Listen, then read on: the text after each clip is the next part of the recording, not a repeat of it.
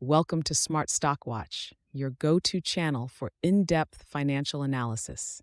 Today is October 22nd, 2025, and we're diving into the latest earnings report from Taylor Morrison, a leading national land developer and home builder.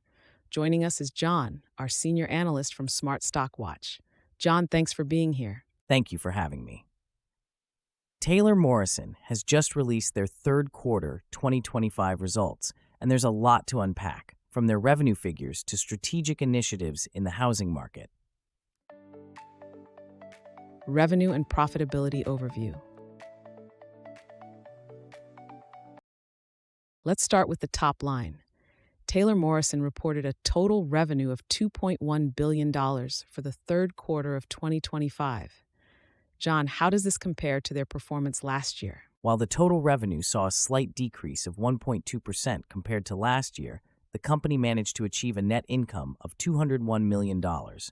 More impressively, their adjusted earnings per share came in at $2.11, beating the forecast of $1.93 from 4 analysts.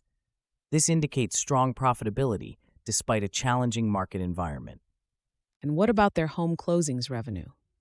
The home closings revenue was $2 billion, which is a slight decline of 1.4% from the previous year. However, the average sales price increased slightly, which helped offset the decline in volume. Operational efficiencies and future outlook. John, can you elaborate on Taylor Morrison's operational efficiencies and their outlook for the future? Absolutely. Taylor Morrison improved their SG&A leverage to 9.0% of home closings revenue, down from 9.8% last year, primarily due to lower payroll-related costs.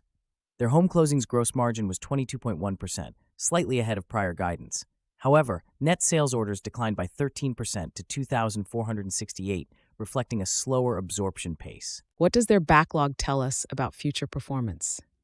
The backlog at the end of the quarter was 3,605 homes, valued at $2.3 billion.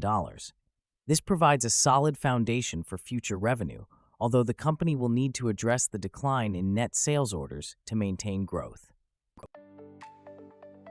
Strategic initiatives and market position. Let's talk about Taylor Morrison's strategic initiatives. How are they positioning themselves in the market?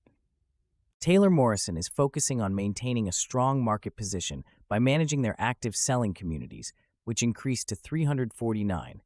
They've invested $533 million in land, with a balanced approach between development and lot acquisitions. Additionally, they repurchased 1.3 million shares for $75 million, demonstrating confidence in their stock value. And what about their liquidity position? The company has a robust liquidity position with $1.3 billion, including $955 million of capacity on their revolving credit facility. This provides them with the flexibility to navigate market challenges and invest in growth opportunities. CEO's perspective and market challenges. John, what insights did we get from the CEO, Sheryl Palmer, regarding the company's performance and market challenges? Sheryl Palmer expressed satisfaction with the strong results despite challenging market conditions. She highlighted the company's focus on deploying innovative incentives and pricing strategies to drive buyer confidence and improve affordability. The CEO also noted an improvement in net absorption paces, which is encouraging as it contrasts with typical seasonal slowing. How is Taylor Morrison addressing the broader market challenges? Palmer emphasized the importance of collaboration in addressing housing affordability. Taylor Morrison is committed to building strong communities and delivering affordable housing options, aligning with the administration's focus on expanding homeownership and improving accessibility.